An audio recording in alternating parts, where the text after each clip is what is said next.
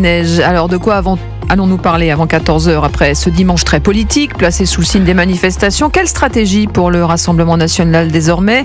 Quel avenir pour une gauche de plus en plus divisée? Tu voles, tu payes. Nouvelle charge de Gabriel Attal contre Marine Le Pen après le tu casses, tu répares. Est-ce que Gabriel Attal, qui ressort ses formules fétiches, est-ce que ce sera suffisant pour exister en 2027? Et puis panique après les annonces de Donald Trump sur les places boursières, mais aussi au sein du propre camp du président américain.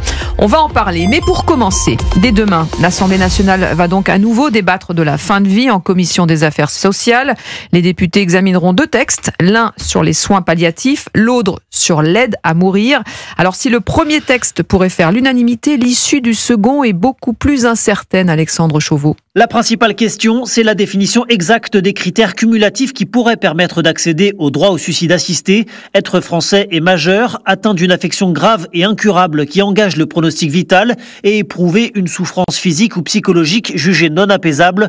Enfin, le patient doit être capable de discernement. Autant de verrous qui seront débattus donc, auxquels il faut ajouter des propositions venant des partisans du texte. L'extension de l'aide à mourir aux mineurs par exemple, ou la possibilité d'y avoir recours même après une perte de discernement, des mesures qui alertent soignants et spécialistes de l'éthique. Dans un document dévoilé ce lundi par Le Figaro, un collectif notamment composé de scientifiques et de deux anciens ministres de la Santé met en garde sur ce qui représenterait à leurs yeux une rupture anthropologique.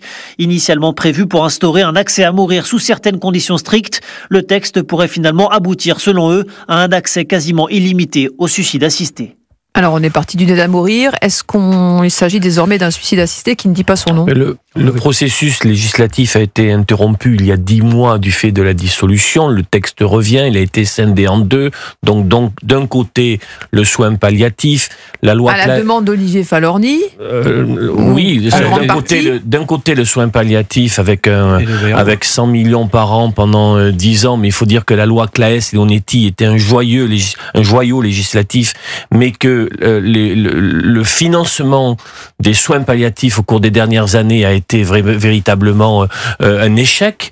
C'est un fiasco, puisque aujourd'hui il y a des inégalités territoriales, alors que tous et partout devraient pouvoir bénéficier de ce soin palliatif. Et le second volet, en effet, c'est cette aide à mourir qui ne dit pas son nom, puisqu'il s'agit en fait d'un suicide assisté ou d'une euthanasie, et avec en effet des points très précis qui vont faire débat. Yvan Rieufol.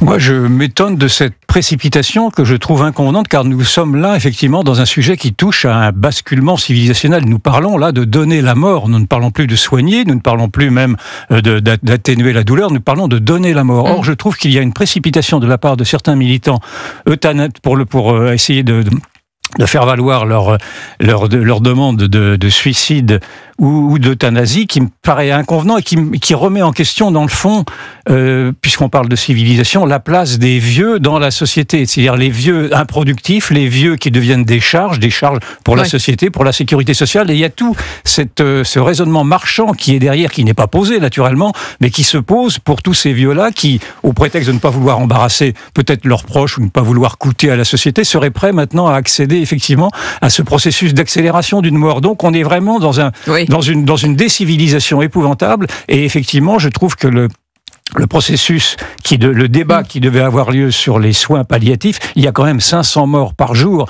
qui meurent de défaut de soins palliatifs, donc qui meurent dans des souffrances qui pourraient être atténuées par des soins palliatifs. Et donc, ce débat-là non plus n'est pas posé suffisamment, dans la mesure où il est mis en équivalence avec cette mort assistée, alors même que le soin palliatif, s'il était développé suffisamment, mais ça coûte cher, permettrait précisément d'éviter ces recours à la mort, à la mort violente. Parce qu'effectivement, il y a eu une accélération dans le sens où 4 associations qui avaient donc des positions opposées sur la fin de vie ont été reçues, mais en 5 minutes chrono. Parmi elles, la Fondation Jérôme Lejeune, son président il s'appelle Jean-Marie Leméné, il dénonce notamment un texte biaisé, influencé par des pressions idéologiques et économiques. Et vous parliez de l'accélération, eh bien, Alexis Burneau, médecin urgentiste de soins palliatifs à l'Institut Curie de Paris, dit « On est dans une accélération expéditive qui permet un délai bien plus court pour se suicider que pour se soigner ».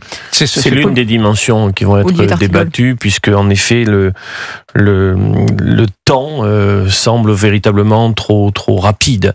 Il y aura aussi toute une réflexion à avoir. Moi, j'étais très très marqué par les témoignages des responsables d'unités de soins palliatifs, tels que Claire Fourcade, qui a qui a donné un livre magnifique, puisque nous voyons que quand une personne qui exprime sa volonté de partir est prise en soin, et que ses souffrances, qu'elles soient physiques ou d'ordre psychologique, sont donc traitées, quand elle est apaisée, elle ne réitère pas sa demande d'aide à mourir. C'est quand même quelque chose là de très important. Et puis il y a des personnes isolées qui peuvent ne pas avoir donc d'environnement familiaux, qui peuvent être très fragiles par rapport à la pression de la société sur eux. Un mot sur les 2 propositions de loi qui vont donc être séparées selon la volonté de François Bayrou. Donc, il y aura un vote solennel distinct le même jour et à la même heure. C'est une disposition qui a été demandée, je le rappelle, par Olivier Falorni, le rapporteur, qui souhaite finalement éviter l'obstruction de son texte.